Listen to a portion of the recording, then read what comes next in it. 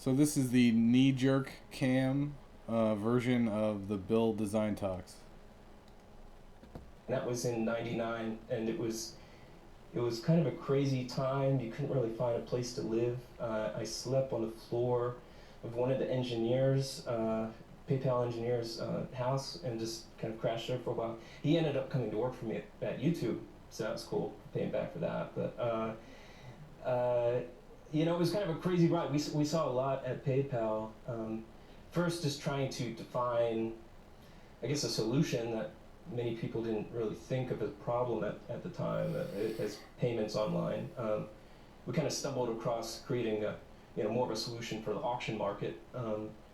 That's how really things took off there. But we saw basically all our friends lose their jobs around us, but we still had a chance to go public and then eventually be acquired by eBay. So, we saw a little bit of everything, and that was in my first job out of college in about 3.5 years. What I had kind of experienced. So that was my business school degree, seeing all that stuff happen. By the way, people might be interested in Bucks. Bucks is a little sort of informal restaurant which has got lots of fish and stuff hanging from the ceiling. It's in Woodside, California, which is sort of north of Silicon Valley, and in the countryside, just tucked underneath the big ridge of hills that separates the bay from the ocean. And it's a sort of, you go in, you think it's just like any sort of ordinary restaurant, but it just happens to be where all the rich guys who've made it in Silicon Valley live up the road, and they're always meeting there to do new deals. So that's why it has that reputation, and that's probably why that was the place, right? I guess so. I don't know. All the fancy VC guys live out there, so I'm sure it's convenient for them to use that as a location to meet up. But so do you think you were using your design skills when you were at PayPal? Was that with a lot of design opportunities there? The resolution on the Palm Pies wasn't very good, so it's pixel level stuff. You're trying to design little icons for buttons, pixel at a time, and trying to describe different actions, sending money, receiving money, everything in between, kind of viewing your balance. It's just, you're trying to describe these things with little icons that just with a few pixels. At least with the iPhone, you have better resolution these days. Yeah, I remember doing those pixelated fonts. They were a pain. Although there's something rather kind of magical about a very narrow constraint like that, isn't there? You sort of have if you only got that number of pixels, then the number of variations you can tackle or create are limited. But at least you can feel you've got the best solution. That's right. Well, that's potentially maybe one of the problems with technology today, that it's, the possibilities are so unlimited with the technology at people's fingertips, they just don't know where to begin. Because I think, this is a pretty exciting time, beyond the crazy valuations that some of the companies are getting these days. A really exciting time, just the technology at these costs that are available to the individual. So, little groups of developers can make really powerful solutions.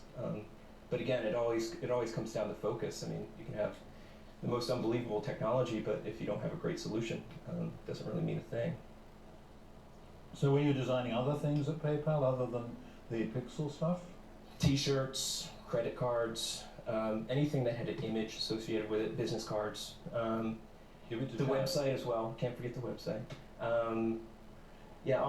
A lot of the auction features, I ended up focusing, at the end of the day, as the team would grow, on the auction market. So all of these all the little buttons, like pay now buttons, and these automated systems that would automatically kind of send people an email when an auction was done. We would create all those user flows to just have more payments flow through the system.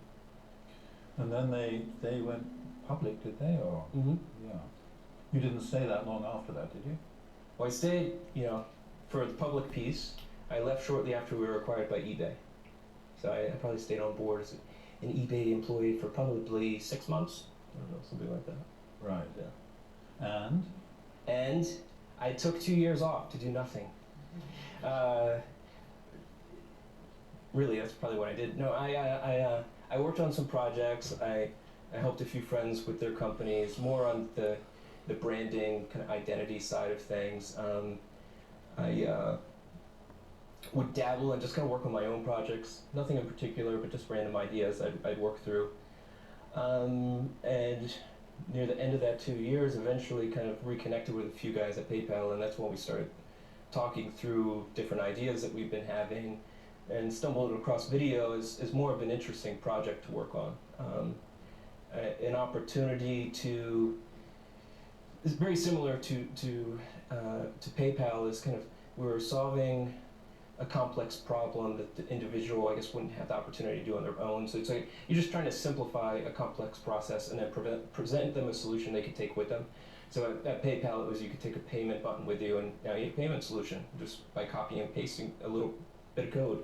And the same thing we did with PayPal is that you could upload a video, or not even upload a video, just search for a video, or if somebody had a video sent to you, we'd always present you with a little piece of code that would allow you to embed that video on any site, be it at the time, like a MySpace profile or your own blog, and really just gave people the power to deal with video now in a very direct way. Now, in the space before you did that, there was such a mess. I mean, there were all those different codecs and different forms of. I mean, nobody could seem to send one video to somebody else without a lot of preparation work and explaining it. I'm going to send it in this format, and have you got the translator, etc. Things like that were a nightmare, weren't they? Yeah, I mean, it's not really rocket science, but we just kind of look at the basic problems that would frustrate anyone online, really ourselves, kind of going back to the thing of, you know, creating a product that you'd use for yourself. We were looking at what were those frustrations, what were those barriers that were keeping us from using video online. And one of them was the codecs. It was frustrating to have to deal with multiple media players, not knowing if you're going to go to a website and knowing if it was going to work or not, if you could see the video. And at the time, there was a few viral video breakouts, but the sites would crash because they run out of bandwidth. So the codec side, we just started looking at re-encoding all these videos into Flash. So 98% of browsers have Flash installed, so it was a very seamless kind of experience for anyone on the web to stumble across our videos and interact with them. They would just work. The 98% was the reason to choose Flash, was it? I mean, it just made it. You just made it thoughtless. You didn't need to think about it. Think about a media player. The idea of a media player kind of went away. It just started working as a web page. It was a button on a web page. There was no media player really. But at that time, I mean, just the size of things must have been pretty frightening. I mean, the videos were thought of as huge, weren't they? I mean, that even an image was thought of as too big to be easy to send online. And the idea of doing 30 frames a second was, you know, I mean, most people would have thought you just couldn't do that. What did you do about the capacity side? Luckily, we were pretty naive and didn't have any experience with video, so we weren't afraid about creating a video site. I mean, again, I think one of the things that keeps people from trying any idea is the perceptions of how hard it is or how expensive it is. And when we got involved with this, I mean, obviously there was probably some concerns, but we were just kind of creating a little site for ourselves. We didn't know it was going to be so big, but really as we got involved with the projects and as things grew, we found how actually cost effective our system had become. That we felt like we had developed some video clustering technology where machines could replicate. So we were just using very cheap machines and could just plug them in to create more storage, and just kind of, you know, as we grew, we had more machines, just keep going. And we have great stories of working with some serving companies that I think it was Server Beach initially, that you could get a really cheap machine for, I don't know, $129, $99 with unlimited bandwidth, and their whole business model was you know, created around the fact that no one would ever use this much bandwidth.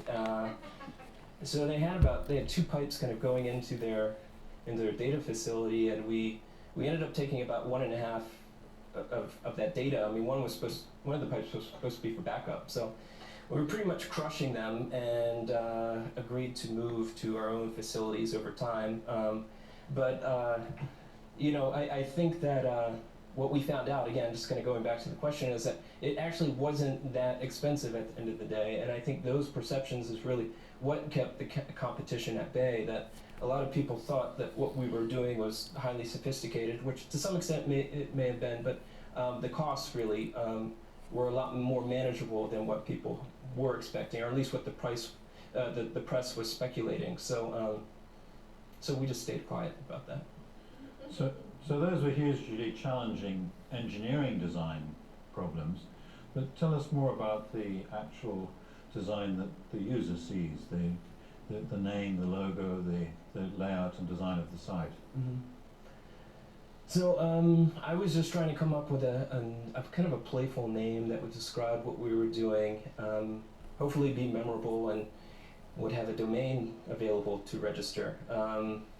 So I was just trying to again sketch on the whiteboard in terms of what names we could find online to register and what would kind of describe what we were doing. And I just started thinking of YouTube as a perfect kind of a combination of the personal side with this aspect of kind of personal television.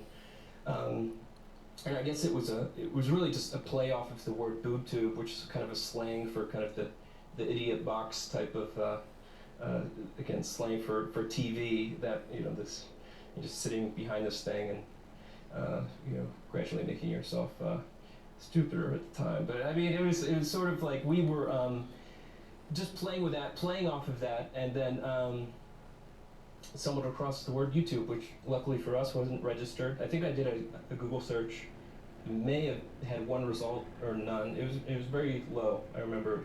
So I was pretty sure we'd be able to get a trademark. So we just went ahead and registered it.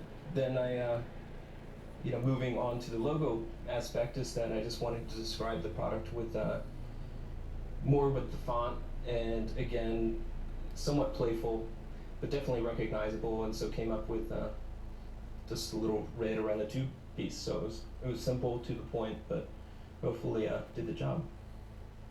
And then the brand. How did you think of developing the brand as a total perception for the user?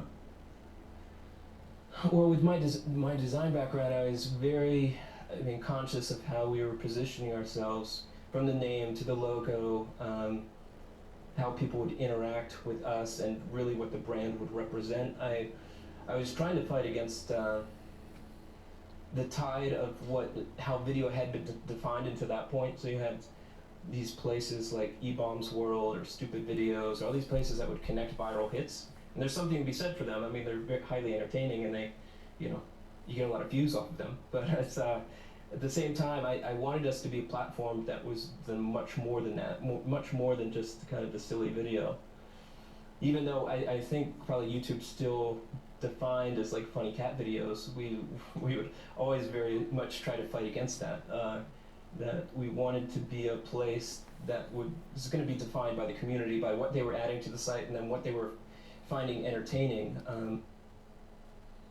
Yeah. So the way he thought up YouTube was by avoiding the answer to Bill's question. Someone came up with YouTube, but he's not sure who. I'm pretty sure I know who, and that person's me. And I hope that you've enjoyed it. It's just a site. It has an interesting logo. I wish it was more than just a website, but that's all it is.